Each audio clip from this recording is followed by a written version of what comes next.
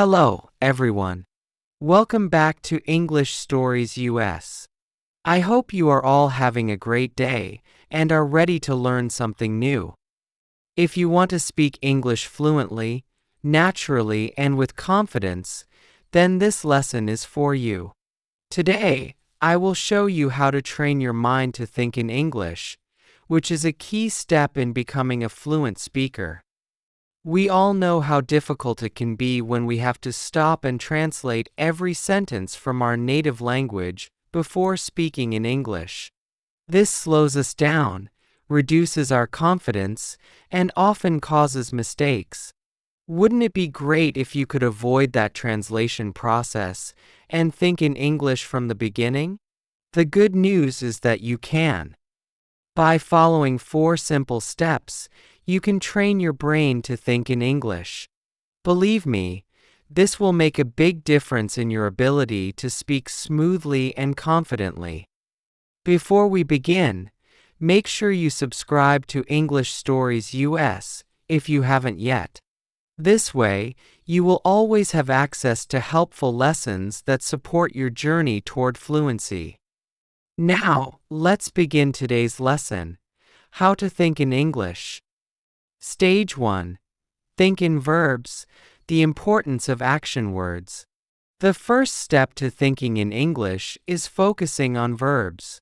Verbs describe actions and tell us what is happening in a sentence. Why should we start with verbs? Because movement and activity are everywhere. If you can recognize and describe actions in English, you will be able to form sentences in your mind faster. Let's take an example. Imagine you are walking through a busy market in Bangkok. You see many people involved in different activities. What are they doing? Some are buying vegetables, while others are chatting. A street performer is playing the guitar, and a vendor is serving food. These words, buy, chat, play, serve, are all verbs.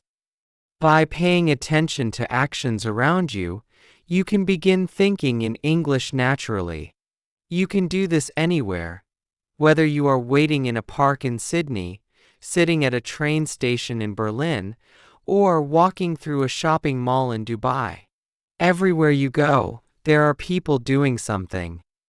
For instance, on a crowded beach in Rio de Janeiro, you might see people swimming, someone reading a book, or children building sandcastles. You can mentally describe these actions in English: swim, read, build. But what if you are at home, where there isn't much happening? You can still practice verbs by thinking about different activities or looking at images. For example, look at a picture of a concert. What do you see happening? Maybe people are dancing, clapping, or singing. Even when you are indoors, you can practice identifying actions by considering things you do every day. Imagine you are in your bedroom. You might be organizing your closet, folding clothes, or writing a message. These are all verbs that describe real actions. Practice tip: spend 5 to 10 minutes each day thinking about actions in English. Choose a new location daily and observe what is happening around you. With regular practice, you will train your brain to think in English, helping you describe actions naturally and fluently. Stage 2. Think in nouns, identifying the world around you. After practicing verbs, the next step is to focus on nouns. Nouns are the names of people, places, things, and ideas. Just like verbs, they are everywhere. If you can identify objects in English, you will be another step closer to thinking and speaking naturally. Let's imagine a different location. Picture yourself standing near the Eiffel Tower in Paris. As you look around, you notice the tower, tourists, and a river nearby. You also see buses, bicycles, and pigeons. Each of these words is a noun: tower, tourists, river, buses, bicycles, pigeons. Practicing nouns can be done anywhere. If you find yourself in a market in Bangkok, Thailand, you might notice fruits, vegetables, spices, and shopkeepers. These are all nouns describing what you see around you. Even if you are at home, you can still practice by identifying objects around you. Look around your bedroom. You might see a bed, pillow, lamp, and mirror. In the kitchen, you may find a refrigerator, table, stove, and cups. Another useful exercise is to name the things you carry with you. What is inside your backpack? You might have a phone, notebook, wallet, and headphones. By regularly thinking about nouns in English, your brain will become faster at recognizing and recalling words. Practice tip: spend a few minutes each day identifying objects in English. Whether you are walking outside, relaxing at home, or traveling, challenge yourself to name everything you see. For example, if you are in Rome, Italy, look around and identify things like fountains, statues, tourists, and street performers. The more you do this, the more your brain will automatically process words in English, helping you speak more fluently over time. Stage 3. Think in sentences, combining verbs and nouns. After practicing verbs and nouns, the next step is forming full sentences. This helps you describe what is happening around you more clearly and naturally. At this stage, start with simple sentences. There is no need for long or complicated ones. Just focus on making short and clear descriptions of what you see. For example, imagine you are in Rio de Janeiro, Brazil, looking at Sugarloaf Mountain. You could describe the scene like this. Tourists are hiking up the mountain. The sky is blue and clear. The waves are crashing against the shore. These sentences may be short, but they help you think in complete thoughts rather than just words. Now, picture yourself in Seoul, South Korea, sitting in a public park. What is happening around you? You could say, a group of children is playing on the swings. People are walking their dogs. A street musician is playing the guitar. As you get more comfortable, you can start making your sentences longer and more detailed. For instance, if you are in Madrid, Spain, near the Royal Palace, you might say, a group of tourists is taking photos of the palace. Some are listening to their guide, while others are looking at their maps. This type of sentence connects multiple verbs and nouns, making the description more complete. The main goal is to develop the habit of thinking in full sentences instead of separate words. This will make speaking easier because your brain will already be forming complete thoughts in English. Practice tip: spend 10 to 15 minutes every day describing your surroundings using sentences. Whether you are at home, in a cafe, or walking in a busy street, try forming clear and natural sentences in English. For example, if you are sitting in a cafe in Bangkok, Thailand, you might say, the waiter is bringing food to a table. Two friends are laughing and drinking coffee. A couple is looking at the menu.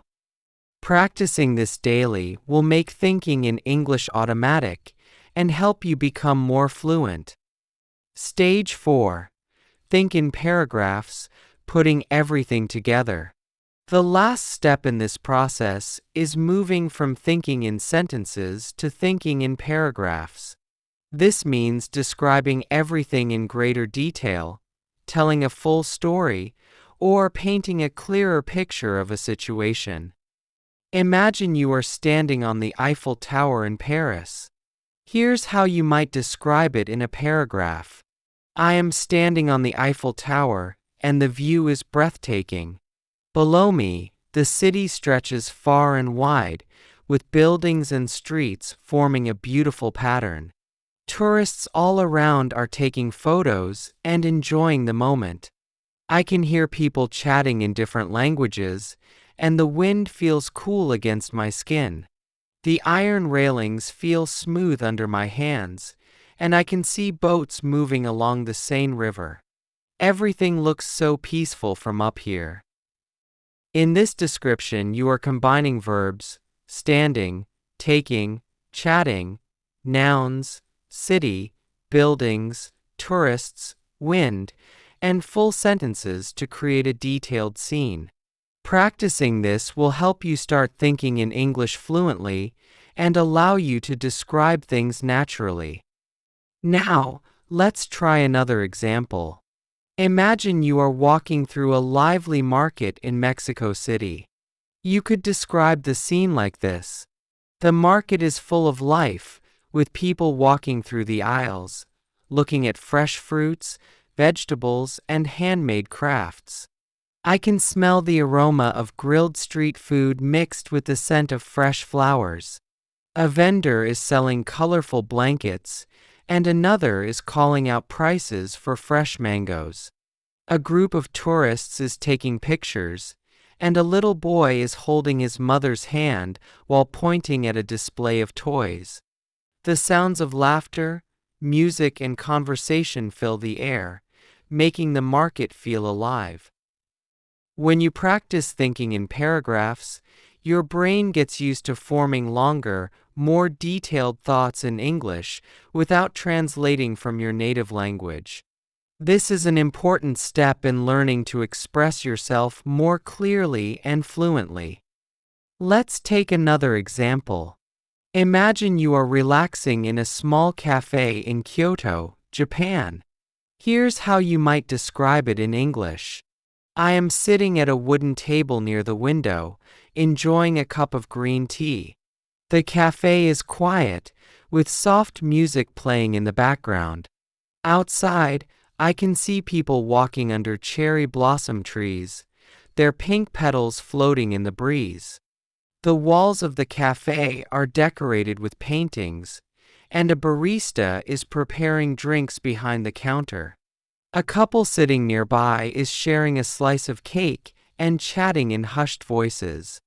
The smell of fresh coffee and warm pastries fills the air, making the atmosphere feel cozy and relaxing.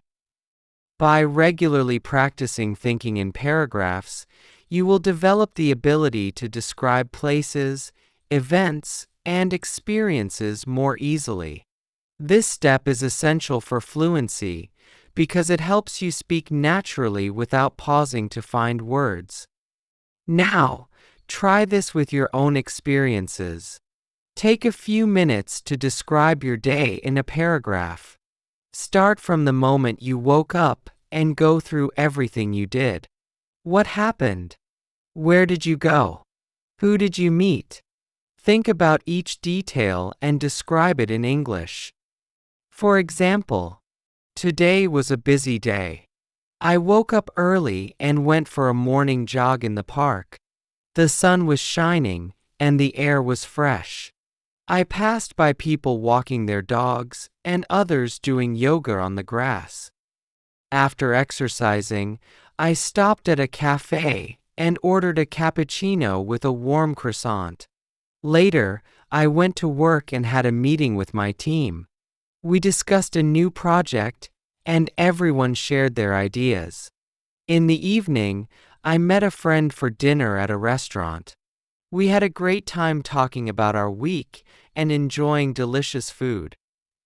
Learning to think in English is a gradual process that requires daily practice and the right strategies.